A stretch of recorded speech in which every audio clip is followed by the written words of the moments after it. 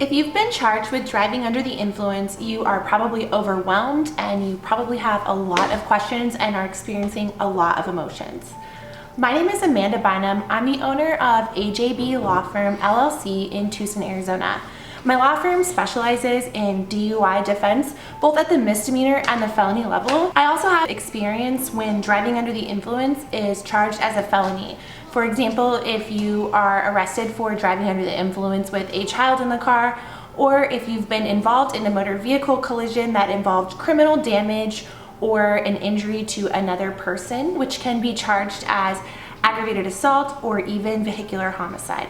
For the purposes of this video, I'm going to be discussing what happens when you're charged with a misdemeanor DUI in the state of Arizona, with a particular emphasis on the misdemeanor courts in downtown Tucson, Arizona, because that is where I practice.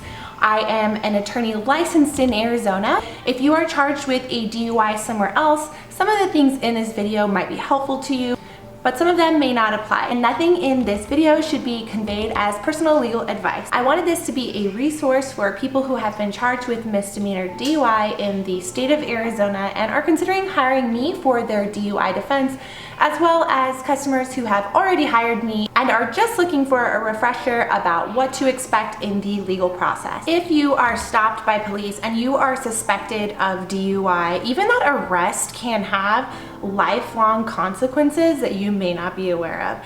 And as your blood alcohol concentration rises, or as the number of DUI arrests increase, you're looking at more and more serious consequences. The first thing that people usually want to know is whether you need to submit to blood or breath testing at roadside. If you are placed under arrest by an officer under suspicion of DUI, you are subject to a law called admin per se. And what this means is that by driving in the state of Arizona, whether you have a license or whether you are just using our roadways here because you have a license from another state, you are implicitly giving consent to law enforcement to take your blood or breath once they have reason to believe that you are driving under the influence of drugs or alcohol and have already placed you under arrest. The blood or breath that you are required to give pursuant to admin per se is only required after you've been placed under arrest. If you refuse to submit to a blood or breath sample after you've been placed under arrest, police will revoke your license to drive in the state of Arizona for an entire year.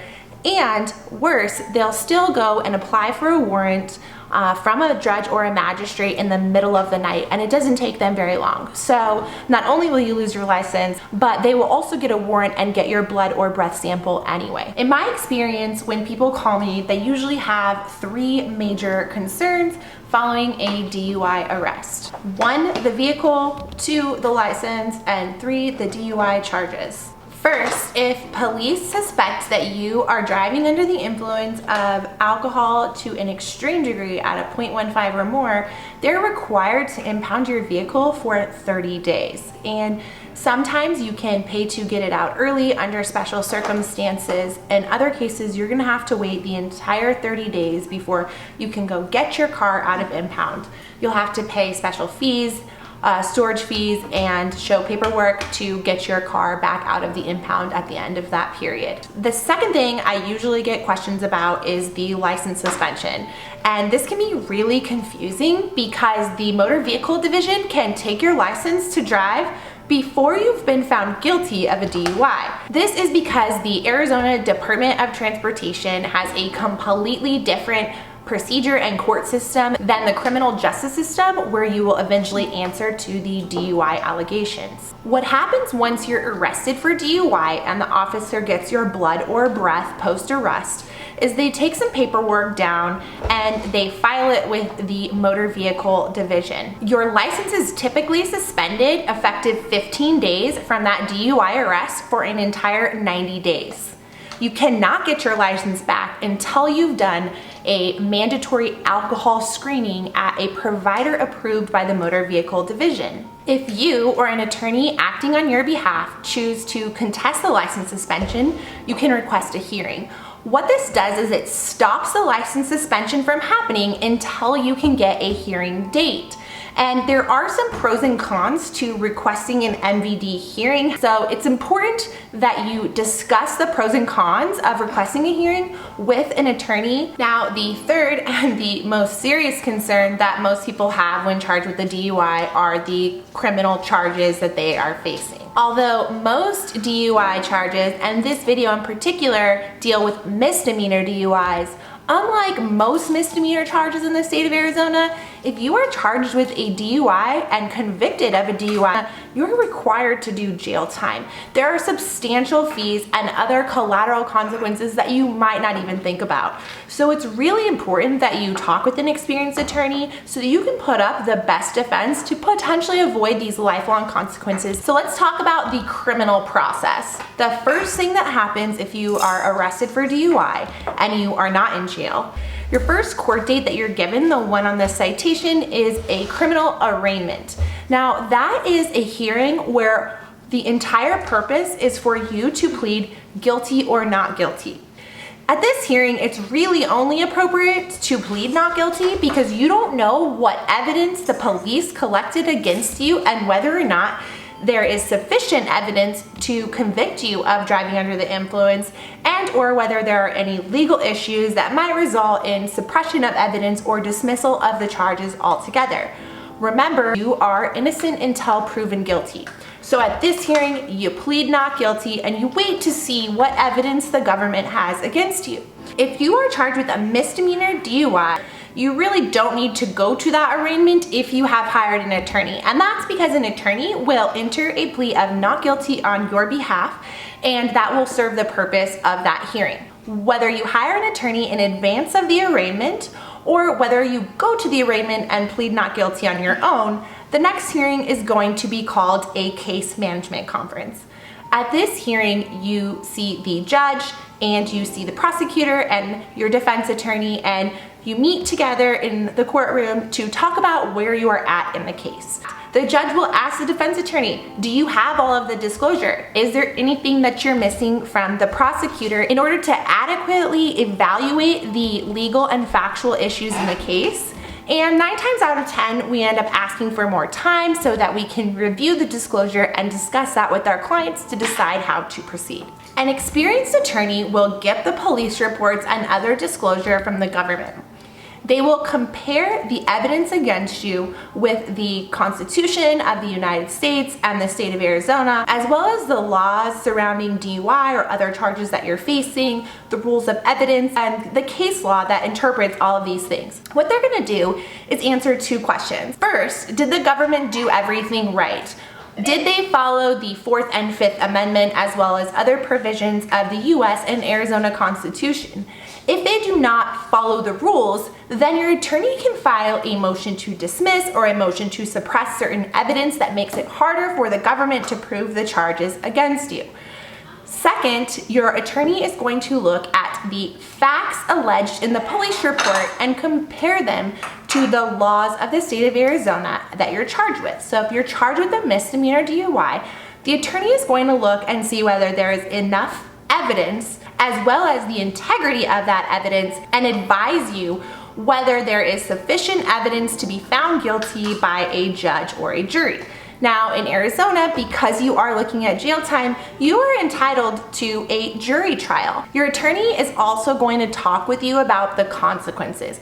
How much jail time are you facing? How much are the fines going to be? What will you save by taking a plea versus going to trial?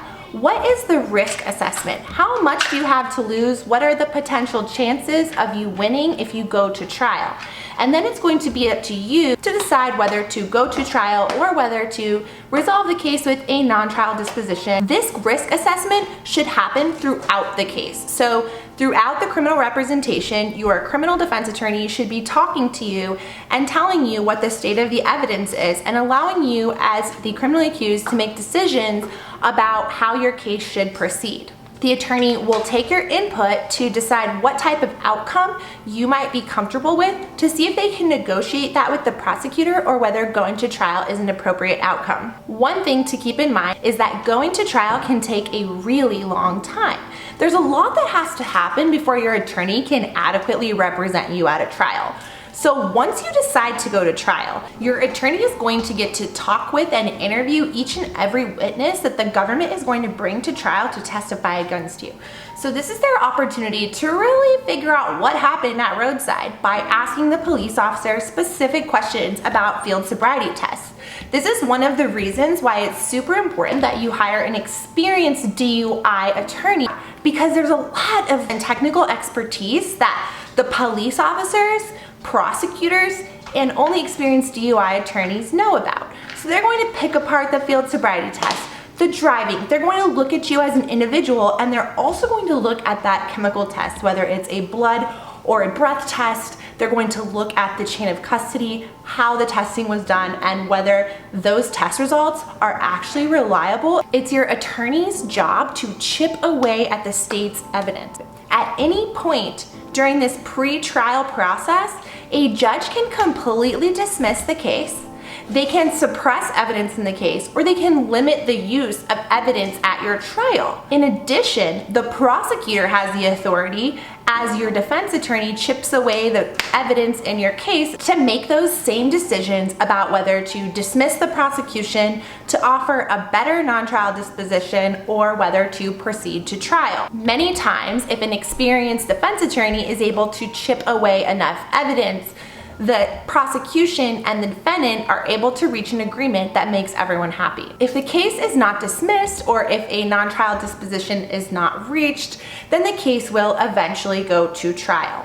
If you are convicted, the next stage will be a sentencing hearing where you will actually be sentenced by a judge rather than a jury. An experienced criminal defense attorney is going to present mitigation to the judge in hopes that they give you the least punishment that they possibly can.